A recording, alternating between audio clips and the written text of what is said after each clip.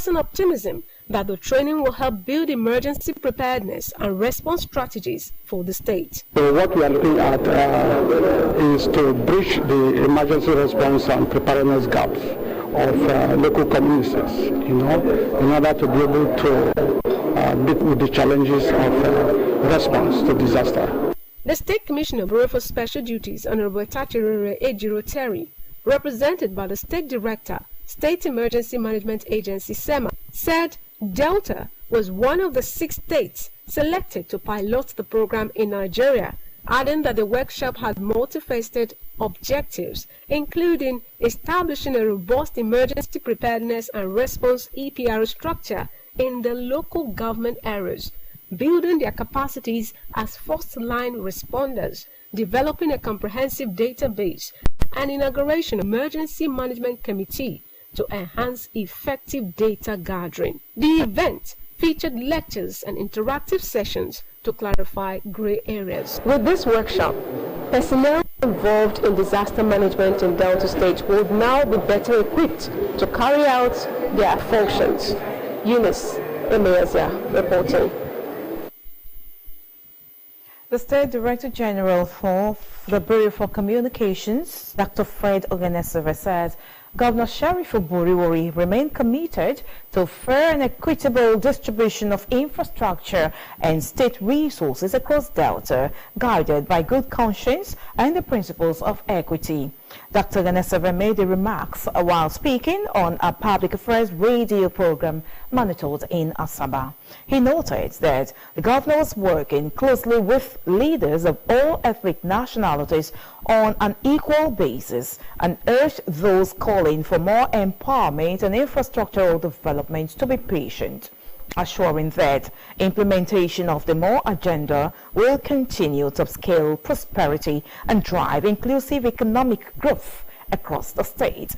The Communications DG highlighted that several mega projects were ongoing in various parts of the state, with some already completed in select local government areas, citing the Meanwhile, the State Director General of Orientation and Communications Bureau, Dr. Fred Oganeseve, has called on the Urhobo Renaissance Society, URS, to partner with the government of Governor Sheriff Oburiwori in attracting more investments to the Urhobo nation and the state at large. Dr. Oganeseve made a call in a congratulatory message to the newly inaugurated president of the URS, Professor Joseph Abugo, and his executive members. He emphasized the need for the URS leadership to support Governor Oburiwori as an illustrious son of the Urhobo nation in advancing the development of the state, noting that the Urhobo nation President Bola Tinubu says his administration will ensure equitable development across all regions of the country and no area will be left behind. President Tinubu stated this during a 2-day interactive session on government citizens engagement organized by the Sir Ahmadu Bello Memorial Foundation in Kaduna. He said the minister's interactions with stakeholders at the event will unveil empirical facts and figures that the North was not neglected. President Tinubu, represented by the Secretary to the Government of the Federation, Senator George Akume, highlighted key achievements under the Renewed Hope agenda. He listed several interventions of the present administration to include economic reforms, education, health,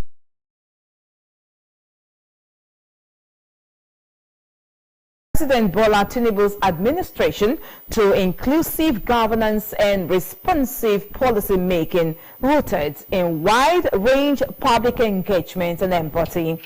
Senator Shettima stated this at a 2-day interactive session on government citizens engagement organized by the Sir Ahmadu Bello Memorial Foundation in Kaduna.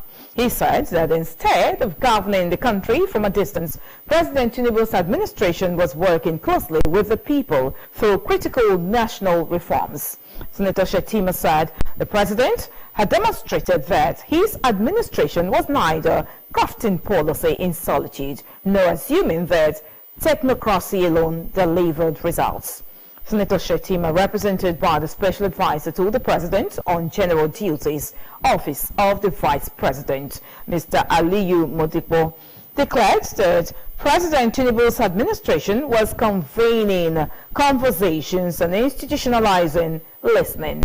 The Vice President highlighted several reforms of the administration where public inputs significantly shaped final outcomes, including tax policy, education access, and economic relief. Missed the example of Honorable Ibrahim Mohammed from Kebbi State, who was elected into the House at just 26 years old, as a clear sign of what was possible when the system becomes more inclusive.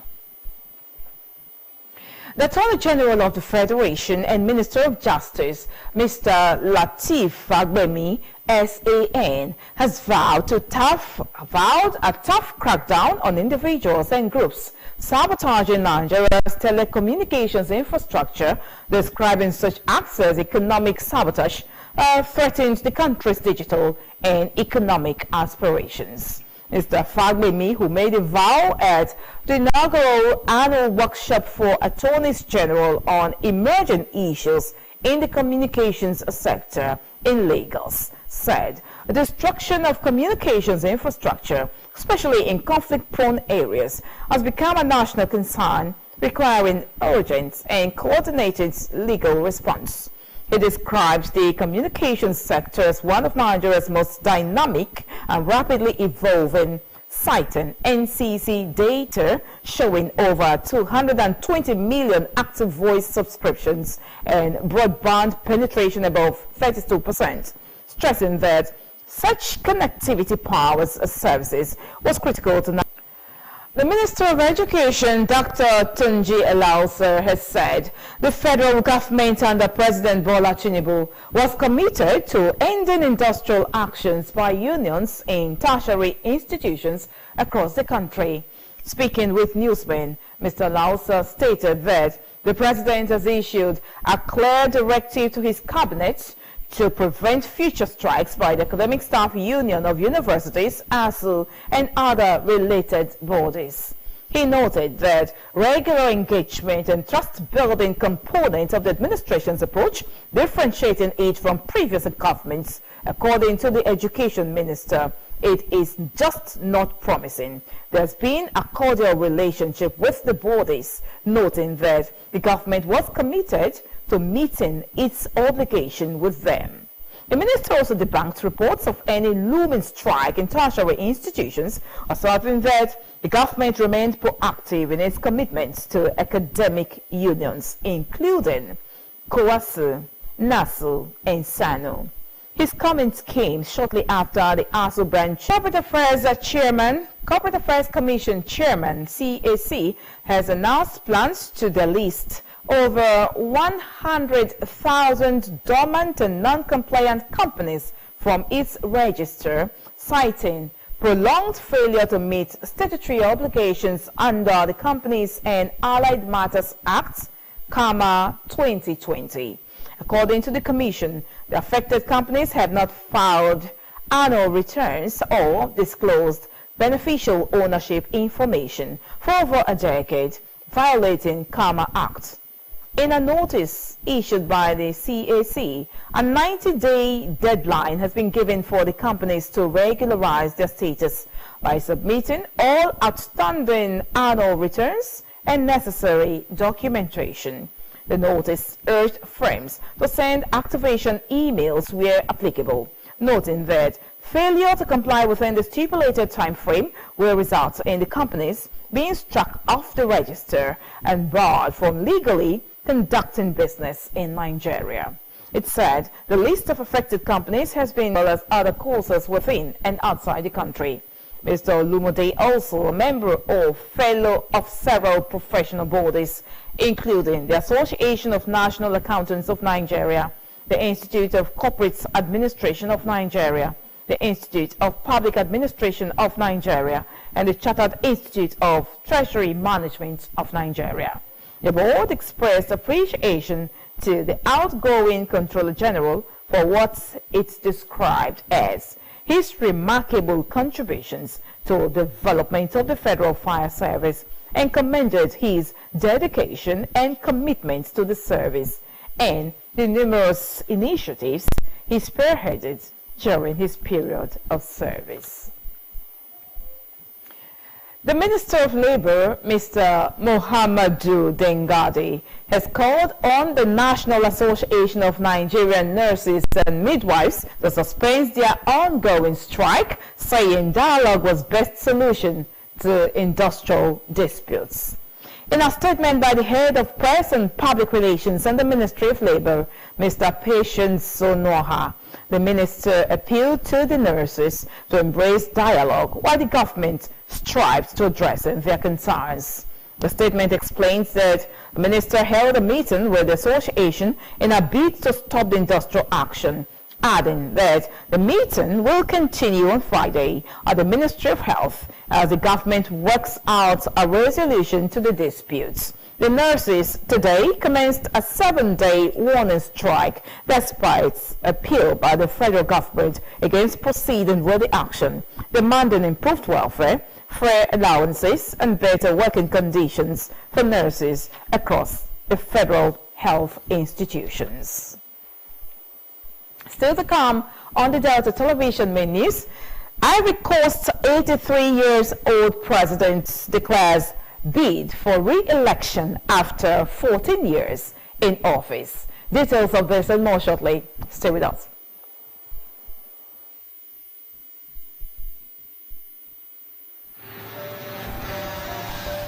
If tanker wey carry fuel fall or pipe wey carry fuel for underground burst, wetin you go do? You go begin bail fuel put for your bucket, or you go run comot far for where the fire go soon come. Na only small time you get to take this wise decision. Waka comot, no, that one no dey enough. Shift, no, that one no dey enough. Stay there dey gist and take pictures with your phone. That na madness. Run, yes, run comot. Yes, your life depend on wetin you do. If fire go come at once and you no go fit control am. Why? Petrol dey catch fire easily.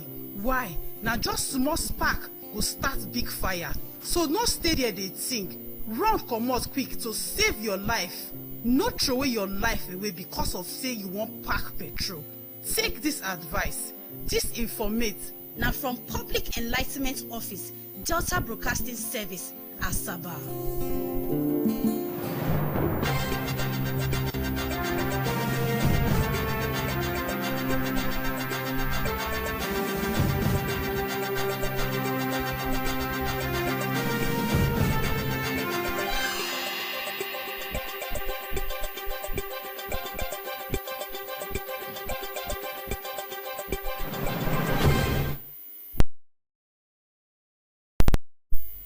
Thank you for staying on. You are watching the Delta Television main news if you're just joining us. The person is next as we join our World News Desk. The Ivory Coast President, Mr. Alassane Ouattara, has announced that he will run for a 4th term in October's election.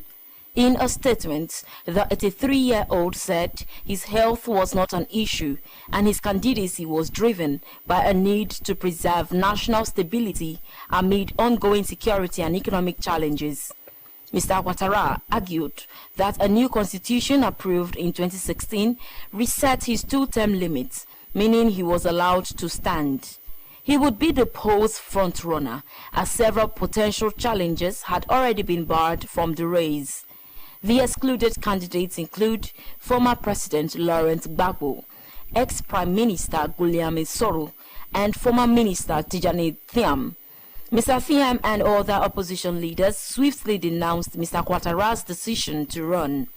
On the same day Mr. Ouattara announced his bid, authorities had banned a peaceful protest planned for August 7.